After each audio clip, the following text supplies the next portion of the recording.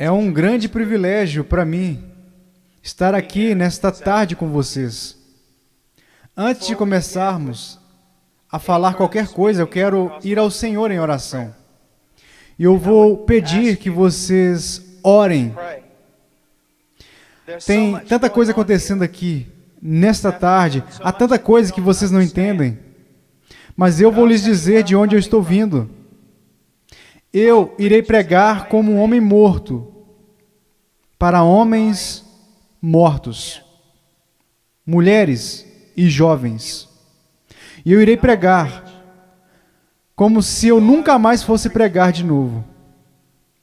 E eu vou lhes dizer umas coisas que vocês irão entender errado. E eu vou lhes dizer coisas que irá deixar vocês um tanto nervosos comigo. E eu vou lhes dizer coisas que vocês irão negar. E eu irei lhes dizer coisas e vocês dirão, eu não tenho o direito de lhes dizer o que eu estou dizendo. Mas antes de você chegar a qualquer conclusão sobre o que está sendo dito aqui nesta tarde, faça a si mesmo uma pergunta. Veja, pregar uma coisa é um tanto perigosa. É perigoso para mim, porque a Bíblia diz que sobre falsos mestres virá grande condenação. Se o que eu lhes disser hoje não for verdade, eu estou encrencado e por isso tenho que fazê-lo com temor e tremor, porque eu estarei condenado diante de Deus. Mas se o que eu irei dizer a vocês hoje for verdade, então são vocês que têm motivos para temer e tremer. Porque se eu interpretar corretamente essa passagem das Escrituras que eu irei dar a vocês, será como se Deus estivesse falando por intermédio de um homem. E o problema de vocês não será comigo, será com Deus e a sua palavra. Então a única questão a ser decidida aqui, nesta tarde, é esta: é este homem à nossa frente um falso profeta? Ou será que ele está nos falando a verdade? E se ele estiver nos falando a verdade, então nada mais importa, exceto conformar as nossas vidas a esta verdade. Vamos ao Senhor em oração.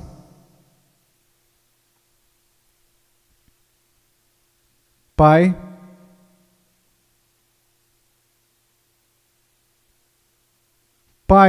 eu sou tão pequeno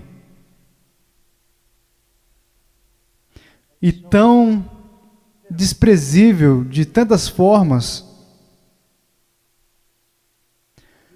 Tu sabes, Senhor, Tu sabes. Ó Senhor amado, será que falso fogo irá continuar sendo a única coisa depositada no seu altar? Ou poderia fogo descer do céu? No meio de tanto barulho e clamores, programações, poderia o fogo descer do céu? Podem esses ossos secos voltar a viver? Tu sabes, Senhor. E na sua soberania eu oro e rogo ante ao trono de Deus que sejas gracioso para conosco. Que o Senhor abra os corações e as mentes. Senhor, nós não podemos contar com que eles os abram, eles nunca o farão. Abra os seus corações, as suas mentes e faça com que eles enxerguem a verdade bíblica. Sopre sobre eles, conceda arrependimento, conceda fé. Traga-os ao Teu reino, Senhor, para a Sua glória. Pelo Seu grande nome, opere estas coisas. Senhor, como um irmão falava, que seja, Senhor, de tal forma que nenhum homem obtenha crédito, que nenhum homem ponha a mão na arca do Senhor e se pôr que caia morto, Senhor. Ó Deus, faça-se presente entre nós. Por favor. Porque não temos outra esperança. Não temos nenhuma outra esperança. Essas crianças não possuem outra esperança, a não ser que o Senhor haja. Amém. Eu vou pregar por intermédio de Mateus, capítulo 7. Se você trouxe a sua Bíblia, me siga.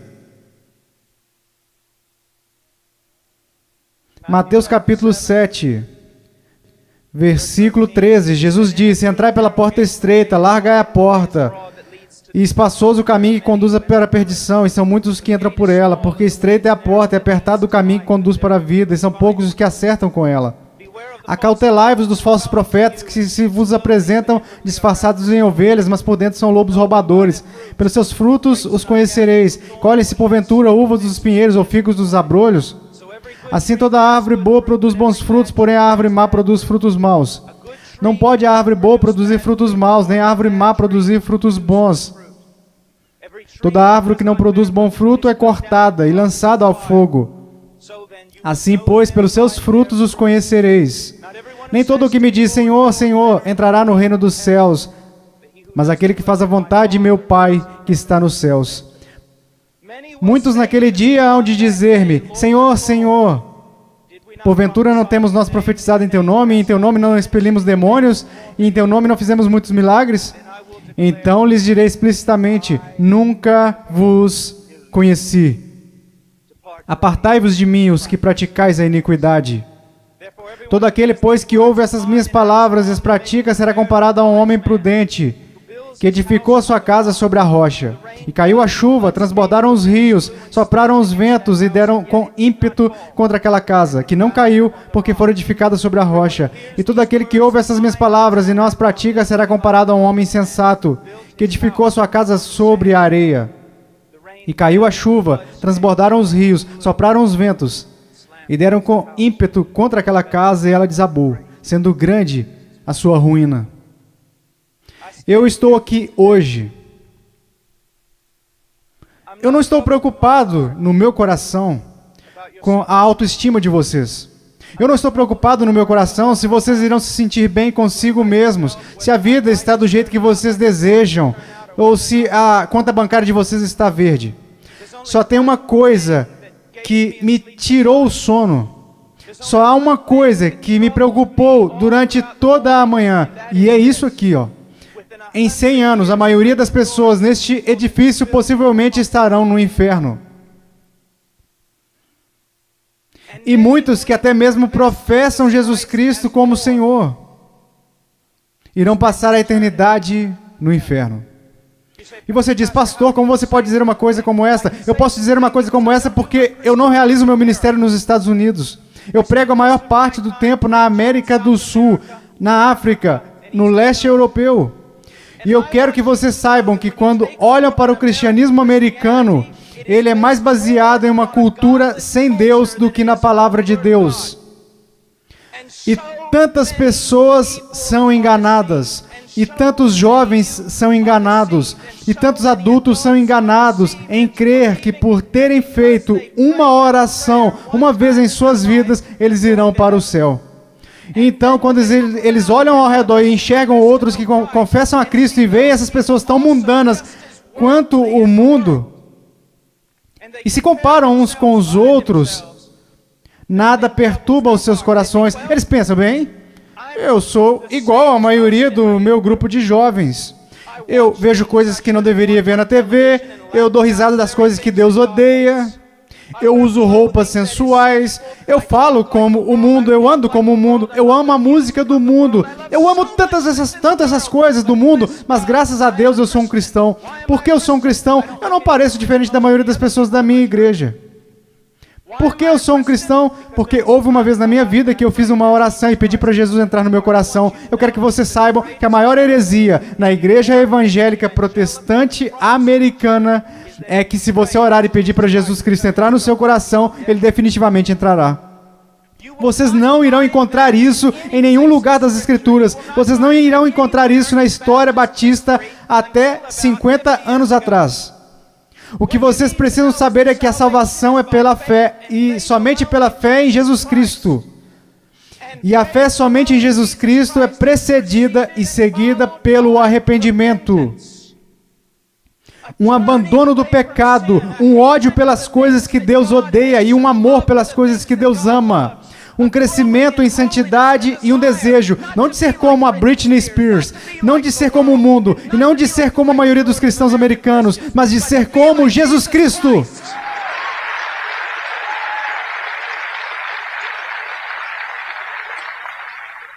Eu não sei porque vocês estão aplaudindo, eu estou falando de vocês. Eu não vim aqui para ouvir améns. Eu não vim aqui para receber aplausos, eu estou falando de vocês. Muitas vezes as pessoas vêm a mim e dizem, eu adoraria segui-lo até a Romênia, eu queria te seguir até a Ucrânia, eu adoraria pregar onde você prega e onde plantou igrejas no Peru, na floresta. E eu digo, não, você não iria. E elas dizem, sim, eu iria. E eu digo, não, você não iria. Por quê? Porque você seria expulso da igreja de lá. O que nós precisamos enxergar? Eu não estou querendo ser duro, apenas para ser duro. Vocês têm a noção de quanto amor é necessário para ficar na frente de 5 mil pessoas e dizer que o cristianismo americano é praticamente, completamente errado? Você sabe que vai me custar nunca mais ser chamado para algo assim? Ser impopular. Você sabe por que você faz isso? Você não faz porque você vai ser bem pago. Você não faz isso porque os homens te amam. Você faz isso porque você ama os homens e, acima de tudo, você quer honrar a Deus. Eu quero dizer a vocês uma coisa. Nós vamos olhar para as Escrituras e eu quero que vocês olhem para ela, como ela realmente é. Pare de se comparar com os outros que dizem que são cristãos, que se comparam com outros que dizem que são cristãos. Compare a si mesmo com as Escrituras. Quando alguém, um jovem, vem a um pastor ou pastor de jovens e diz, eu não tenho certeza se sou salvo, o pastor de jovens geralmente vai lançar um clichê. Alguma vez em sua vida você orou e pediu para Jesus entrar no seu coração? Bem, sim. Você foi sincero? Bem, eu não sei, mas acho que sim. Você precisa dizer para Satanás parar de te pôr dúvidas. Você escreveu no verso da sua Bíblia, assim como o evangelista te ensinou quando você foi salvo. Você anotou a data para que qualquer dia você pudesse se lembrar, você poderia olhar para sua Bíblia. Que superstições têm invadido a nossa denominação? Você sabe o que a Bíblia fala para os cristãos fazerem? Examine-se a si mesmo. Prove a si mesmo à luz das Escrituras para saber se você está na fé. Prove a si mesmo para saber se você está na fé. Você consegue ver que se eu libertasse todo mundo aqui e mandasse vocês baterem em cada porta dessa cidade, você sabe o que descobriríamos? 99% das pessoas, pelo menos nessa cidade, acreditam que são cristãos. Se você voltar para a sua cidade e bater em cada porta, porque eu voltei quando fui salvo e bati em cada porta, e você sabe o que eu descobri? Todo mundo na minha cidade é um cristão. 85% deles não vão à igreja, e aqueles que vão à igreja não estão preocupados com santidade, eles não estão preocupados em servir, não estão preocupados em ser separados do mundo, não estão preocupados se o evangelho será pregado entre as nações. Mas graças a Deus eles são salvos. Por que eles são salvos? Porque algum evangelista que deveria ter passado mais tempo estudando sua Bíblia do que pregando, disse a eles que eles eram salvos. E ele disse isso para que depois pudesse gabar de quantas pessoas se converteram no seu próximo avivamento. Eu amo vocês. E há homens aqui que amam vocês. E eu quero ir às Escrituras agora que eu os choquei para a vida. Eu quero que vocês me ouçam. Ouçam a palavra de Deus e comecem a se perguntar algumas perguntas. Antes de mais nada, entrai pela porta estreita, porque larga é a porta e espaçoso o caminho que conduz à perdição, e muitos são os que entram por ela. Há uma porta estreita. E sabe, historicamente, uma das razões pela qual eu sou um batista do Sul é porque os batistas do Sul sempre foram rápidos, enquanto outras denominações falharam em perceber isso. Os batistas do Sul sempre foram rápidos em perceber que só há uma porta, só há um Deus, só há um mediador entre Deus e os homens, e seu nome é Jesus Cristo. E não é uma questão de múltipla escolha, não é como se todos os caminhos levassem a Roma. Como denominação, nós sempre ensinamos as pessoas o que Jesus ensinou às pessoas: eu sou o caminho, a verdade e a vida, e ninguém vem ao Pai senão por mim. Então eu louvo a Deus por isso, que a única maneira de qualquer ser humano nesta terra ser salvo é por intermédio de Jesus Cristo. Ponto final. Porque vocês precisam entender que a Bíblia diz: todos pecaram e destituídos estão da glória de Deus, e vocês não têm ideia do que isso significa. Que nascemos totalmente depravados, odiando a Deus. Que nós nunca buscaríamos a Deus, nunca iríamos a Deus, nós nos rebelamos contra Deus, quebramos toda a lei. Não é só uma questão do que você já pecou, a questão é: você nunca fez nada além de pecar. A Bíblia diz nos profetas que até as nossas maiores obras são como trapos de imundícia perante Deus. E por causa disso, você sabe o que merecemos? A ira de Deus. O ódio santo de Deus. E vocês dizem: espere um pouco, Deus não pode odiar ninguém, Deus é amor. Não, meu amigo. Você precisa entender uma coisa. Jesus Cristo ensinou, os profetas ensinaram, os apóstolos ensinaram isso. que a não ser a graça de Deus revelada em Jesus Cristo, nosso Senhor, a única coisa que resta para você é a ira, a violenta ira de Deus, por causa da sua rebelião e dos seus pecados. Quando falam em universidades, eles sempre são rápidos em dizer, não, Deus não pode odiar porque Deus é amor. Mas eu digo, Deus tem de odiar porque Ele é amor. Veja, eu amo crianças, portanto odeio o aborto. Se eu amo o que é santo, devo odiar o que não é santo. Deus é um Deus santo, e isso é algo que os americanos esqueceram. Muitas das coisas que você adora fazer, Deus odeia. Você sabia disso? Ore por um avivamento. Você vai para a reunião de jovens e quer que Deus haja, mas antes de ir, você assiste programas na TV que Deus absolutamente abomina. Então você se pergunta por que o Espírito Santo não desceu sobre nós e por que você tem que criar falso fogo e falso entusiasmo. Porque Deus não está presente. Deus é um Deus santo. E a única maneira pela qual eu e você poderíamos nos reconciliar com o Deus Santo é pela morte do Filho unigênito de Deus, quando Ele foi pendurado naquela cruz. Agora me escute, se você hoje é um salvo, você não foi salvo porque os romanos e os judeus rejeitaram a Jesus. Você não foi salvo porque eles colocaram uma coroa de espinhos na cabeça dele. Nem foi salvo porque eles perfuraram o tórax de Jesus. Você não foi salvo nem mesmo porque eles o pregaram na cruz. Você sabe por que você é salvo? Se você é salvo, porque quando Jesus Cristo estava pendurado naquela cruz, Ele carregou os seus pecados, o pecado do povo de Deus, e toda a violenta ira de Deus que deveria ter caído sobre você, caiu sobre o seu único filho. Alguém tinha que pagar o preço. Alguém tinha que morrer. Foi Deus o Pai quem o esmagou. O seu único filho, de acordo com Isaías 53. Ao Senhor agradou moê-lo. As pessoas dizem, a cruz é um sinal de quanto o homem é valioso. Isso não é verdade. A cruz é um sinal de quão depravados nós realmente somos, que levou à morte o Filho único de Deus. A única coisa que poderia salvar pessoas como nós foi a morte do único Filho de Deus, sob a ira de seu próprio Pai, pagando o preço, levantando dentre os mortos, poderoso para salvar. Este é o Evangelho de Jesus. Agora, o que você é chamado para fazer? Você diz, entrar pela porta estreita. Como você faz isso? Jesus disse, o tempo é chegado, o reino de Deus se aproxima. O que você deve fazer? Em Marcos, ele nos diz, arrependa-se e creia no Evangelho. Você diz, irmão Paul, eu fui salvo orando e pedindo para Jesus entrar no meu coração. E eu tenho certeza que você fez isso. Mas você não foi salvo por uma fórmula mágica ou por causa de algumas palavras que você repetiu. Você foi salvo porque se arrependeu dos seus pecados e creu. E não foi uma coisa isolada. Você continua fazendo isso hoje em dia. Porque Jesus, numa tradução mais correta deste versículo, ele falou, o reino de Deus se aproxima, o tempo é chegado. Agora, passem o resto de suas vidas se arrependendo de seus pecados e crendo em mim. A conversão não é como uma vacina. Ah, eu já fiz isso. Ah, eu me arrependi. Eu já criei. A questão é, meu amigo, você continua se arrependendo dos seus pecados? Você continua crendo?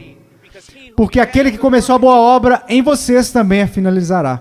Ele irá finalizar. Nós, os batistas, pregamos que você deve ir por essa única porta que é Jesus Cristo. Mas nós, batistas do Sul, esquecemos uma coisa. E eu quero que pastores de jovens e outros líderes me escutem.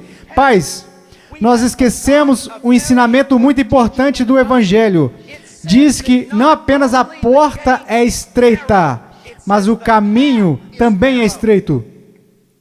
O que basicamente fazemos é conduzir uma pessoa a Cristo, ou conduzimos alguém a uma oração, e aí essa pessoa passa o resto da vida vivendo igual ao mundo. E se você quiser negar isso, eu posso trazer as estatísticas para te provar.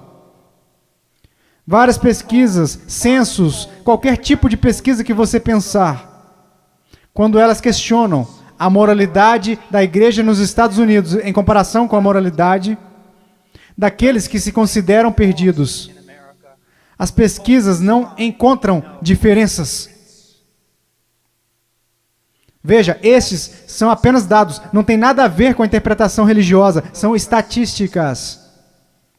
Livros e mais livros têm sido escritos incessantemente por teólogos, filósofos, sociólogos e etc. O que está acontecendo na igreja? Descobrimos que o aborto na igreja é tão prevalente quanto no mundo. O divórcio é tão prevalente, a imoralidade. Vocês sabem, assim como eu, que há jovens aqui neste momento que estão praticando imoralidade e ainda assim adorando a Deus como se nada estivesse acontecendo. Você sabe que há jovens aqui que estão usando drogas e indo para a reunião de jovens da igreja. Você sabe, vendo e fazendo coisas que não são apropriadas para cristãos. E ainda assim eles vão para a reunião de jovens, convencidos de que estão satisfeitos, convencidos de que são salvos. E ninguém está falando nada a não ser isso. Eles são cristãos carnais. Eles são cristãos de verdade.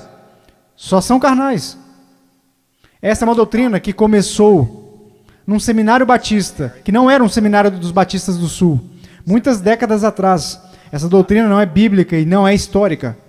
Meu caro amigo, ser cristão carnal não existe. Você diz, espera um pouco, irmão Paul. 1 Coríntios capítulo 3. Não sois porventura carnais, Paulo disse. Não. Isso foi o que Paulo disse. Mas você precisa ler o livro todo para saber o que ele queria dizer. Um dos nossos problemas, juventude, escute. A maior parte do nosso cristianismo é baseado em clichês que lemos nas camisetas cristãs. A maior parte do nosso cristianismo vem das músicas e não da Bíblia. A maior parte das coisas que a gente crê ser verdade é ditada pela nossa cultura e não pela Bíblia. A Bíblia não ensina que uma pessoa pode ser um cristão genuíno e viver constantemente em carnalidade, perversidade e pecaminosidade todos os dias de sua vida. Mas a Bíblia ensina que o cristão genuíno recebeu uma nova natureza. O cristão genuíno tem um pai que o ama, que o disciplina, que cuida dele e que se importa com ele. O meu coração está quebrantado porque vocês sabem tanto quanto eu, jovens. Não sejamos hipócritas, não vamos esconder a verdade. Há muita gente assim, você os conhece, você pode ser um deles, ou ao menos sabe que tem um no seu grupo de jovens. Eles vão às reuniões, eles fazem todas as coisas, mas em seus corações eles são tão depravados quanto se pode ser. Não há diferença, não há luz. Tudo que o mundo faz, eles também fazem e está tudo ok. Meu amigo, isso não é cristianismo. Eles não estão correndo perigo de perder o galardão, eles estão correndo perigo de ir para o inferno. Eles não conhecem a Deus. O que nós ensinamos?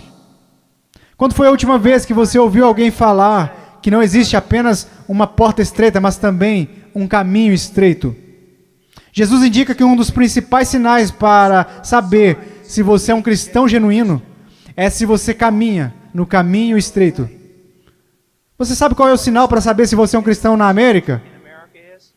Você fez uma oração alguma vez. Não é incrível?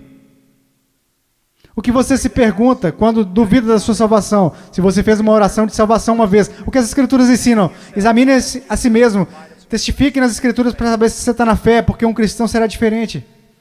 Estou dizendo que um cristão está sem pecado? Não, porque aprendemos em 1 João que os cristãos pecam, e se dissermos que não conhecemos o pecado, não conhecemos a Deus, não andamos na luz. Então qual é a diferença? Aonde eu quero chegar? Eu estou chegando até aqui.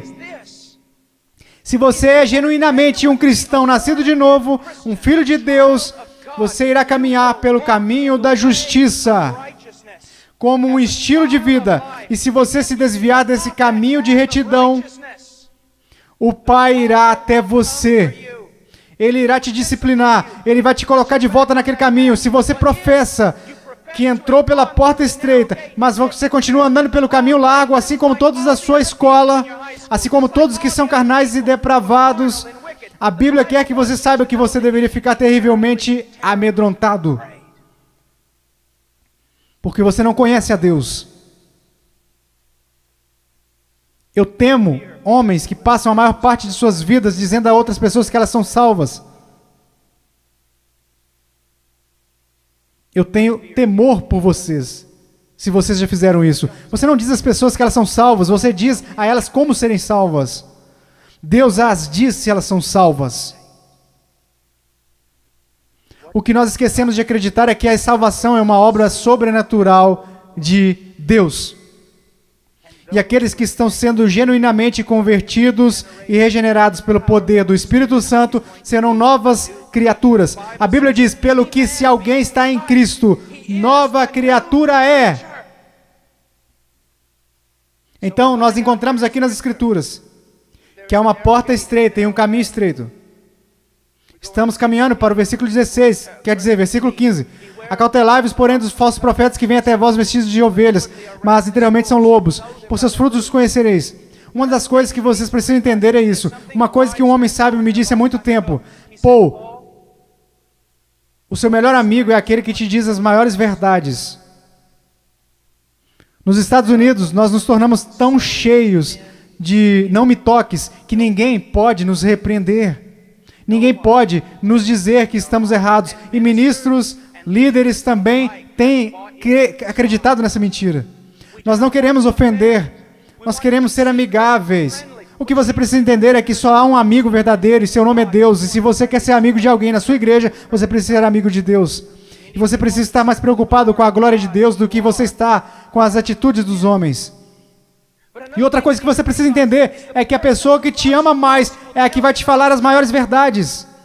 Uma das grandes marcas diferenciais de um falso profeta é que ele sempre vai falar o que você quer ouvir. Ele nunca vai estragar a sua festa. Ele vai fazer você continuar batendo palmas, pulando, vai fazer você ficar atordoado, ele vai te manter entretido. E ele te apresentará um cristianismo que fará a sua igreja parecer um parque de diversões de Jesus. E irá te manter tão entretido que você nunca se preocupará com grandes assuntos como este. Deus está agindo em minha vida? Eu estou crescendo em santidade? Eu realmente nasci de novo? Me escute, se todos nessa cidade creem que são salvos, e nós sabemos que isso não é verdade, porque a Bíblia diz que poucos vão entrar, como você sabe que você é salvo? Como você realmente sabe que é um salvo? Porque alguém te disse? Porque você fez uma oração? Porque você creu? Deixe-me te perguntar, como você sabe que crê? Porque todo mundo diz que acredita. Como você sabe que você não é igual a eles? Você sabe como a Bíblia ensina que se você é salvo ou não? Você sabe como a doutrina batista até 50 anos atrás diria que você sabe que é um salvo? Você sabe que foi salvo porque a sua vida está num processo de transformação. E o seu estilo de vida é de alguém que caminha nos caminhos da verdade do Senhor. E quando você para de andar nos caminhos da desobediência, como todos nós fazemos, Deus vem até você e te põe de volta no caminho. Uma das maiores evidências de que você nasceu de novo é que Deus não permitirá que você fale como a sua carne quer falar. Deus não irá permitir que você se vista como o mundo sensual e a igreja sensual permitem que você se vista. Deus não irá permitir que você caminhe como o mundo, cheire como o mundo, fale como o mundo, escute as coisas que o mundo escuta. Deus irá e fará a diferença na sua vida. Diz aqui, ao continuarmos, versículo 17, então todos, quer dizer, vamos para o versículo 16, você os conhecerá pelos seus frutos. Como você reconhece o falso profeta? E uma aplicação mais ampla aqui nas Escrituras. E como você sabe que alguém é um cristão genuíno? Pelos seus frutos. Pelos seus frutos, meus amigos. Veja a sua vida. Veja o jeito que você anda. Veja o jeito que você fala. Veja para as paixões do seu coração. Por acaso Jesus está aí em algum lugar? Ou ele é só um acessório que você acrescenta em sua vida? Ou é só uma coisa que você faz nas quartas e domingos? Ele é só alguém que você aceita apenas intelectualmente, mas não de coração? Ele é um acessório ou ele é o centro da sua vida? E qual é o fruto que você está produzindo? Você parece com o mundo, age como o mundo, você experimenta as mesmas alegrias que o mundo experimenta? Você consegue amar o pecado e gostar de cometê-lo? Você consegue amar a rebeldia e gostar de ser rebelde? Então você não conhece a Deus. Você os conhecerá pelos seus frutos. Deus tem o poder para mudá-los. Imaginemos por um momento Jesus ensinando esta passagem. E você está lá ouvindo. E ele olha para você e diz: espinhos, espinhos. Você acha espinhos em figueiras? E você diz: é claro que não, Jesus. Você não é um agricultor, você não é um fazendeiro, você é um carpinteiro, mas todo mundo sabe, Jesus. Você não encontra espinhos numa figueira. Então, deixe-me fazer outra pergunta. Você encontra figos, bons frutos, em espinheiros? É claro que não, Jesus, isso é loucura. Quer dizer, você nunca vai achar espinhos numa figueira e também nunca encontrará figos num espinheiro. Jesus, se me dissessem que isso é possível, pode tomar nota.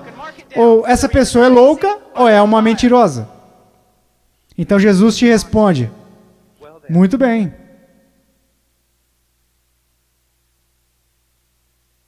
Aqueles que se dizem meus discípulos, mas dão maus frutos, não seria o mesmo que dizer que ou eles estão mentindo, ou que estão loucos em fazer tal afirmação? Deixe-me levar essa ideia. Vamos imaginar que eu apareça atrasado e entre correndo na plataforma e todos os outros líderes estão zangados comigo. Irmão, pô, você não considerou que lhe foi dada a oportunidade de pregar aqui e você aparece atrasado e eu digo, irmãos, você tem que me perdoar. Por quê? Eu estava a caminho na rodoviária e meu pneu furou. E eu estava trocando o pneu e enquanto isso, a porca da roda saiu. E eu não estava prestando atenção, então eu corri para pegar a porca da roda. Assim que eu peguei, no meio da rodovia, eu levantei, tinha um caminhão de carga de 30 toneladas vindo a uns 200 por hora, uns 10 metros na minha frente, e aí ele me atropelou e é por isso que eu estou atrasado.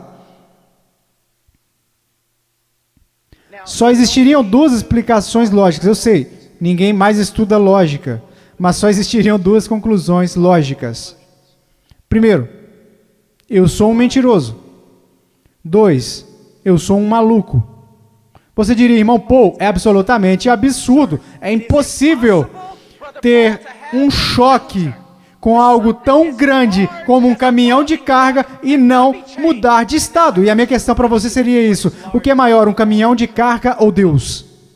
Como é que tantas pessoas hoje em dia professam ter tido um encontro com Jesus Cristo e ainda assim não são permanentemente transformados? Deixe-me dar a vocês algumas coisas para pensar. Vocês sabem que estou lhes dizendo a verdade. Quantas vezes você vai e rededica a sua vida de novo e de novo e de novo? Quantas vezes os grupos de jovens veem as coisas e ficam empolgadíssimos? E voltam para a igreja e dura cerca de 1,5 semanas. E mesmo assim dizem, foi um grande movimento de Deus. Não foi, não. Se não durou é porque não foi um mover de Deus. Foi emoção. Foram tantas coisas, mas não foi um grande mover de Deus. Deus trabalhou em sua vida. Deus está trabalhando em sua vida. Você os conhecerá pelos seus frutos. Você os conhecerá pelos seus frutos. Vamos adiante. Versículo 19. Toda árvore que não dá bom fruto, corta-se e lança-se no fogo. Portanto, pelos seus frutos os conhecereis. Escute isso. Você precisa entender algo acerca da literatura hebraica. Quando nós queremos dar ênfase a alguma coisa, sabe o que nós fazemos? Aumentamos o tom de voz. Se estamos escrevendo, colocamos em negrito ou em maiúscula. Mas para o judeu era diferente. Quando ele quer enfatizar algo, ele repete e ele repete. Por isso que encontramos paralelismo hebraico no livro de Provérbios. O ímpio não viverá na terra, o ímpio será destruído. Ele está dizendo coisas, só que de um jeito diferente para dar mais ênfase. É isso que Jesus está fazendo o tempo todo aqui. Pelos seus frutos os conhecereis, pelos seus frutos os conhecereis. Vocês os conhecerão pelo caminho que eles andam. Pelos seus frutos os conhecereis. Pelos seus frutos os conhecereis. Ele diz, toda árvore que não dá bom fruto, corta-se e lança-se no fogo. Sobre o que ele está falando? Meu caro amigo, ele está falando sobre o juízo do Deus Todo-Poderoso, que um dia cairá sobre o mundo. Que um dia, possivelmente, irá cair sobre você. Meu caro amigo, eu não consigo olhar o seu coração. Eu sou tão facilmente enganado pelo meu próprio coração. Mas há um que não é enganado. Há um que não é enganado. E ele não é enganado por uma cultura cristã pós-moderna. Ele sabe. Pelos seus frutos os conhecereis. Então ele continua. E ele diz isso. Versículo 21. Nem todo o que me diz Senhor, Senhor entrará no reino dos céus, mas aquele que faz a vontade de meu Pai que está nos céus. Você sabe o que a sua profissão de fé em Jesus vale? Absolutamente nada. Sim. Você leu essa passagem? Estude ela. Nem todo o que me diz Senhor, Senhor, nem todos que professam Senhor, Senhor, entrará no reino dos céus. Muitas pessoas dirão Senhor, Senhor, mas não entrarão no reino dos céus. Meus filhinhos, você é um deles. Senhor, Senhor. Agora, vamos voltar para a literatura hebraica. Ele diz Senhor, Senhor, ele não diz Senhor. Ele diz Senhor, Senhor. O que significa? Esse sujeito que está fazendo essa profissão não é alguém que de repente decidiu. É o dia do juízo, é melhor confessá-lo como Senhor. Essa é uma pessoa que professa enfaticamente aos outros que Jesus é o Senhor. Ele anda por aí dizendo que Jesus é o Senhor. Ele dança enquanto os músicos estão tocando e diz que Jesus é o Senhor. Ele canta dizendo Senhor, mas Jesus diz a ele, afasta-te de mim, eu não te conheço. Billy Graham é uma das pessoas mais amáveis e bondosas. E ainda assim, ele disse que a maioria das pessoas das igrejas confessionais estão perdidas. Ele disse que ficaria feliz se ao menos 5% das pessoas que fizeram uma profissão de fé em suas cruzadas evangelísticas fossem de fato salvas. Quando estou na Nigéria, eu estive lá no ano passado visitando a mãe cujo filho estava em nossa igreja e que foi assassinado por muçulmanos. No norte da Nigéria, se alguém confessa a Jesus Cristo, você meio que já sabe que é verdadeiro. É real. Por quê? Porque eles podem morrer por causa dessa confissão. Mas na América, considere os custos. Pense, examine a sua vida à luz das Escrituras. Você conhece o Senhor? Você conhece o Senhor? Porque nem todo o que me diz Senhor, Senhor, entrará no reino dos céus. Mas o que ele diz aqui? Veja o que ele está dizendo. Nem todo o que me diz Senhor, Senhor entrará no reino dos céus, mas aquele que faz a vontade de meu Pai que está nos céus. Qual é o sinal de que alguém se tornou um cristão genuíno? Eu gostaria que nós começássemos a ensinar isso de novo. O que aconteceu com a nossa teologia, o que aconteceu com a nossa doutrina, o que aconteceu com o nosso ensino, foram jogados pela janela. Ninguém mais quer estudar doutrinas, só queremos escutar músicas cristãs e ler as frases de camisetas. O que aconteceu com a verdade? A verdade te diz isso. A prova, a maneira que você pode ter certeza que você é um cristão que nasceu de novo, é que você tem como estilo de vida agir segundo a vontade do Pai. E você diz, você está falando de obras? Não, eu não estou. Eu estou falando de evidência de fé. Funciona mais ou menos assim. Sua profissão não é prova alguma de que você nasceu de novo, porque todos neste país professam ter fé em Jesus Cristo. Uma pesquisa diz que 65% a 70% dos americanos são salvos. Cristãos nascidos de novo. O país mais sem Deus na face da terra. Mata 4 mil bebês por dia, mas graças a Deus, 70% de nós são nascidos de novo.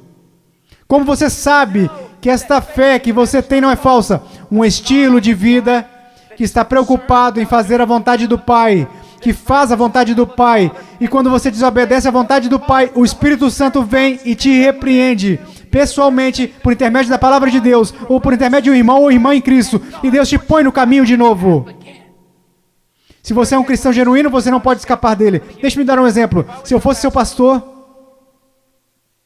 e você tivesse, digamos, 14 anos, eu estivesse voltando de uma pregação à 1 da manhã e te visse em um parque ou em uma esquina qualquer com um bando de delinquentes, fazendo coisas que você não deveria estar fazendo. Se você fosse membro de nossa igreja, eu diria, entre no carro, eu vou te levar para sua casa.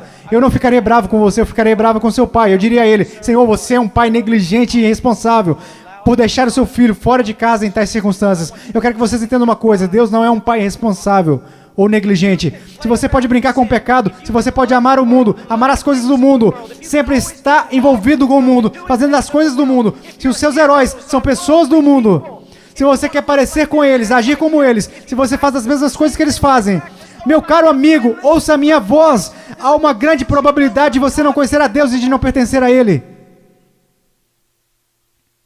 Agora, para finalizar, Versículo 22, muitos me dirão naquele dia, Senhor, Senhor, não profetizamos nós em Teu nome? E em Teu nome não expulsamos demônios? E em Teu nome não fizemos muitas maravilhas? Então lhes direi abertamente, nunca vos conheci. Você diz, a coisa mais importante na face da terra é conhecer a Jesus Cristo. E isso não é verdade. A coisa mais importante na face da terra é que Jesus Cristo te conheça. Eu não entraria na Casa Branca amanhã só porque eu fui até o portão e disse que eu conheço o presidente. Mas eles me deixarão entrar se o presidente falar, eu conheço o Paul Washer. Você pode professar conhecer Jesus, mas a minha pergunta para você é, você conhece Jesus? Jesus te conhece? E veja como ele descreve o homem perdido aqui. Ele diz, apartai-vos de mim, vós que praticais a iniquidade. Em grego, anomia, uma partícula negativa. Não, sem. A palavra nomos, lei, não lei, sem lei. E é isso que significa. Deixe-me dar a vocês uma tradução. Apartai-vos de mim. Me escute. Se eu pudesse sair daqui e te abraçar falando isso, eu fazia isso. Me escute! Ele diz, apartai-vos de mim, vocês que dizem ser meus discípulos, que me confessam como Senhor, porém vivem como se eu nunca tivesse lhes dado uma lei para obedecerem. Eu acabo de descrever a grande maioria dos cristãos da América. Se alguém começa a falar de lei, se alguém começa a falar de princípios bíblicos sobre o que devemos fazer e o que não devemos fazer, como devemos viver e como não devemos viver, todos começam a exclamar, legalista, legalista. Mas Jesus disse, apartai-vos de mim, vocês que viveram, me chamaram de Senhor, contudo viveram como se eu nunca tivesse lhes dado uma lei para seguirem. Na cristandade americana diz assim, passe pela porta, louvado a Deus, viva como o resto do mundo. Tudo bem, você só é um cristão carnal e talvez você volte um dia. Você sabe o que acontece por causa do nosso péssimo evangelismo? Nós temos zilhões de crianças salvas, entre aspas, nas escolas dominicais, e quando fazem 15 anos eles vão para o mundo e a maioria deles vivem como demônios. E quando estão por volta de 30 anos eles voltam e rededicam as suas vidas. Talvez eles tenham acabado de ser salvos. Porque, amigos, é mais do que você contar a alguém que você é salvo, porque sabe que Jesus é Senhor. Satanás sabe que Jesus é Senhor.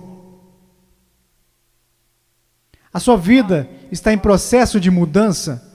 Então ele começa a falar sobre duas pessoas, duas fundações. Você sabe o que é essa passagem na interpretação contemporânea? É importante estudar teologia, é importante estudar história. A interpretação atual dessa passagem sobre a rocha e a areia é basicamente isso.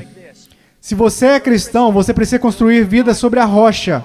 Porque se você construir a sua vida sobre a areia, você será um cristão infeliz e sua vida não dará certo. Isso não é o que Jesus está ensinando. E a história me apoia nisso. Quase nunca foi interpretada dessa forma. Você sabe qual é a interpretação? É assim. Há dois caminhos. Há o caminho estreito e o caminho largo. Em qual você está? Há dois tipos de árvores. Tem a árvore que dá bons frutos e que vai para o céu. Tem a árvore má, e você sabe que é má porque dá maus frutos e vai para o inferno. Será cortada e lançada para o inferno. Há aqueles que professam Jesus como Senhor e fazem a vontade do Pai que está no céu. E há aqueles que professam Jesus como Senhor e que não fazem a vontade do Pai que está no céu. E eles irão para o inferno. Não por falta de obras, mas por causa de uma falta de fé demonstrada pelo fato de que eles não tinham obras.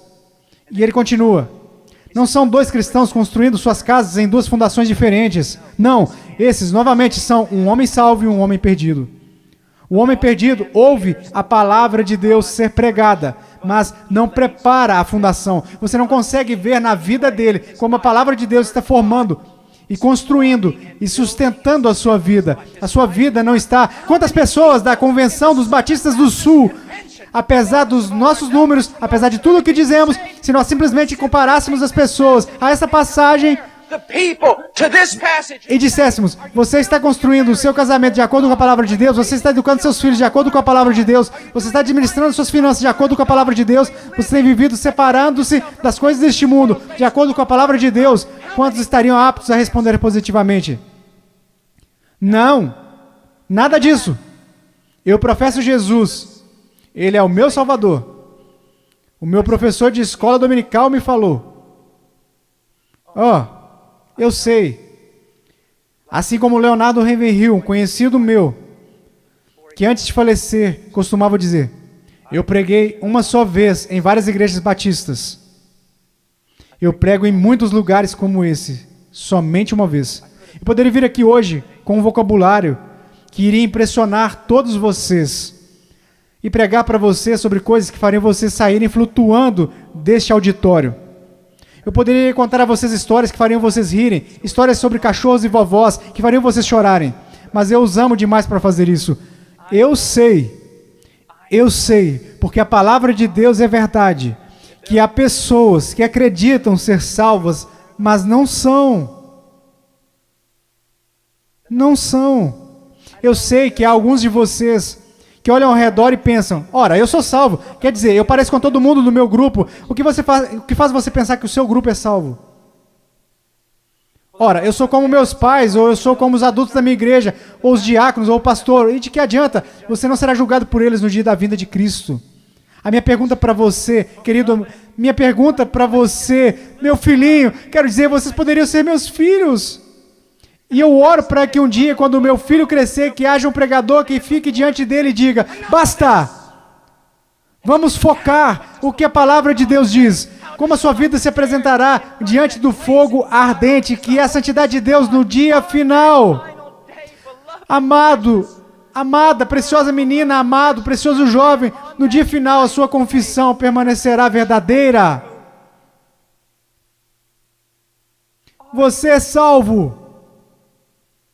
E eu não estou falando de, ora, eu acho que sou salvo. Sabe, há um caminho que ao homem parece direito, mas o fim dele são caminhos de morte. Ora, eu sinto do fundo do meu coração que eu sou salvo. Então deixe-me fazer outra pergunta. Você alguma vez já leu Enganoso é o coração, quem o conhecerá? Você não deveria ir ao testemunho das Escrituras? Ora, eu sei que sou salvo porque minha mãe, meu pai, meu pastor, todos disseram que eu sou salvo. Então eu te digo isso. O que a palavra de Deus te diz? Nós falamos tanto sobre ser cristãos radicais. Cristãos radicais não são pessoas que pulam em shows. Cristãos radicais não são pessoas que usam camisas gospel. Cristãos radicais são aqueles que carregam os frutos do Espírito Santo. Cristãos radicais são aqueles que respeitam e honram os seus pais, mesmo quando sentem que seus pais estão errados. Cristãos radicais são aqueles que não... Agora escutem, isso vai deixá-los irados. E eu estou falando com garotos e garotas. Cristãos radicais são aqueles que não se vestem sensualmente para mostrar os seus corpos. Se a sua vestimenta é um chamariz apenas para o seu rosto, Deus se agrada da sua vestimenta. Se a sua vestimenta é um chamariz para o seu corpo, isso é sensual e Deus odeia o que você está fazendo. Todo mundo gosta de falar sobre um profeta, mas ninguém quer escutá-lo. Eu estou falando sobre cristianismo. Eu passei minha vida em selvas. Eu passei minha vida congelando nos Andes. Eu vi pessoas morrerem. Um garotinho, Andrew Minem. Os muçulmanos retiraram 5 vezes o seu estômago e o deixaram morrer na calçada simplesmente porque ele exclamava: eu estou com tanto medo, mas eu não posso negar a Jesus Cristo. Por favor, não me matem, mas eu não o negarei. E ele morreu numa poça de sangue. E vocês falam sobre ser cristãos radicais porque vocês usam camisas de gospel e vão a um congresso.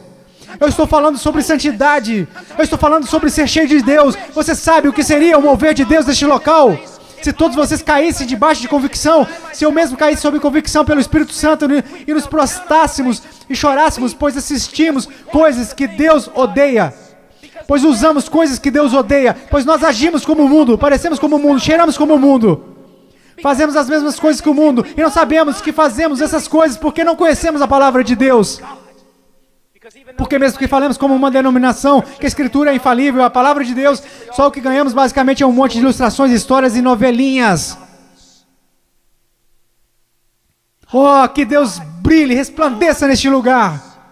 Que viremos nossas costas para o pecado, que renunciemos às coisas que desagradam a Deus, e então que corramos para Ele e alegremos-nos nele e que venhamos amá-lo. Que Deus levante missionários.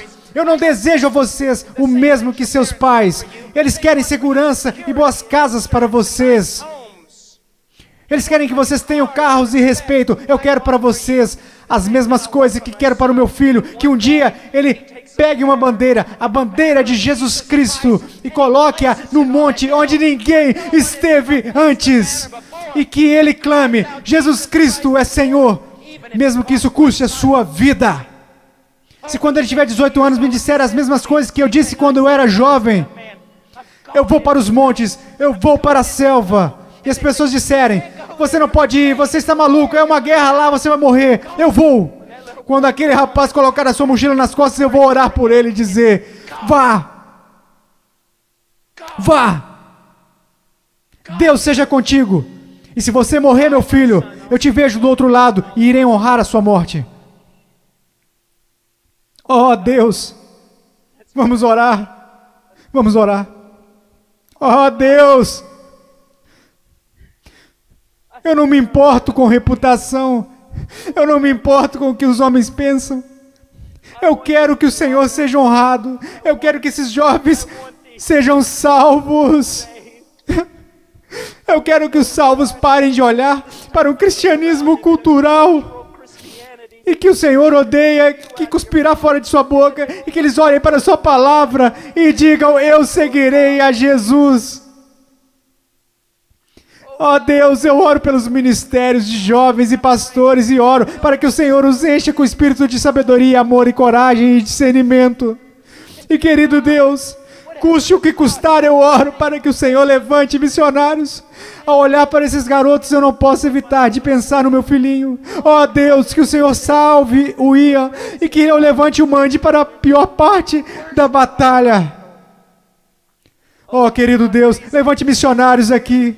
Levante missionários, levante pregadores e pastores e embaixadores, evangelistas que conheçam a palavra de Deus. Oh Deus, trabalhe neste lugar, por favor, trabalhe neste lugar, amado Deus. Por favor, por favor, por favor, por favor. Agora com todas as cabeças baixas. Há alguém aqui hoje à noite que gostaria de dizer: irmão Paul, eu tenho vivido uma mentira. Eu digo que sou cristão, mas eu amo o mundo. Eu pareço com o mundo. Eu cheiro como o mundo e eu me odeio por conta disso. Irmão Paul, eu estou tão cansado deste cristianismo que eu tenho vivido. Eu estou cansado disso. Eu estou cansado disso. Eu quero ser salvo. Eu quero ser salvo. Eu só quero que levantem. Irmão Paul, eu quero ser salvo. Amém. Alguém mais? Eu quero ser salvo.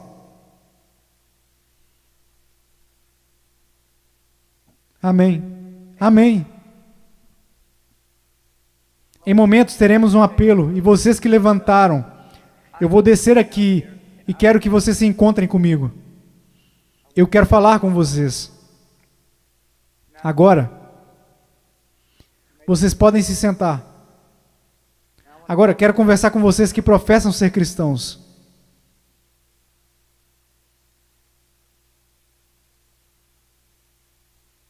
A sua vida honra a Jesus Cristo? Você está olhando em sua palavra para descobrir como deve viver? Eu oro de todo o coração. A única coisa que irá salvar a igreja na América, só há duas possibilidades. Uma é uma reforma total em nossas pregações e de nosso estudo da palavra de Deus. E a outra é uma perseguição feroz e horripilante. E essa é a única coisa que irá salvar a igreja na América. Ó, eu oro. Oro para que vocês retornem à palavra. Eu oro. Ouçam-me, jovens. Vocês precisam dizer: ok, como eu devo proceder perante meus pais? Vá à palavra, descubra, obedeça. Como devo me vestir? Vá à palavra, descubra, obedeça. Como devo falar? O que devo escutar? Ponha cada pensamento, palavra e ato em sujeição a Jesus Cristo. Agora, eu não vou pedir para que você levante, porque eu estou tão cansado de pessoas virem à frente e assumirem compromissos, e esses compromissos durarem apenas 2 minutos. Eu não estou aqui para poder escrever na minha revista que zilhões de vocês vieram à frente. Eu quero que você vá para casa e viva para Jesus Cristo com todo o seu coração. Mas se você precisa de aconselhamento, você dirá, irmão Paul, eu quero viver para Jesus Cristo, mas eu não sei como. Em minutos nós iremos fazer um convite e eu quero que você venha à frente. Não para assumir um compromisso. Se quiser assumir algum compromisso, faça isso daí de onde você está sentado.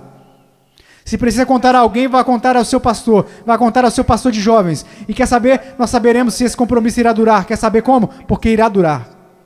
Nós saberemos se foi de Deus. Deixe-me contar-lhes uma coisa. Eu quero lhes contar uma coisa. Se você tomou a decisão de seguir a Jesus Cristo, se você tomou a decisão para ser salvo nesses 2 últimos dias, eu quero lhe dizer algo. Se foi algo genuíno, irá durar. Se daqui a algumas semanas você voltar direto ao mundo, viver como o mundo, agir como o mundo, eu quero que você saiba de uma coisa. Você não entendeu nada aqui nesse final de semana. Você foi emotivo, simplesmente isso. Se você realmente ganhou algo do Senhor, eu quero que você saiba, isso irá durar. E ainda que você tente correr disso, você não vai conseguir. Você não vai conseguir.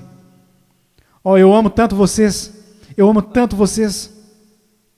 E peço que todos fiquem de pé. Se você precisa de aconselhamento acerca de uma decisão que fez, mas que não está clara, eu quero que você venha à frente. E eu vou descer aqui. Vocês que levantaram, houve muitos de vocês aí que disseram, eu preciso conhecer a Jesus Cristo. Eu quero que você venha até aqui agora. E eu quero te conhecer. E eu quero voltar aqui com você e os outros conselheiros. E quero conversar com você. E quero te dizer uma coisa. Não em 5 minutos. Não em 10 minutos. Se você precisar conversar a noite toda, nós iremos ficar. Essa é a atitude de cada conselheiro neste lugar. Nós ficaremos a noite inteira, se necessário. A noite toda. Deus ama vocês. Deus ama vocês. Deixe-me orar por vocês.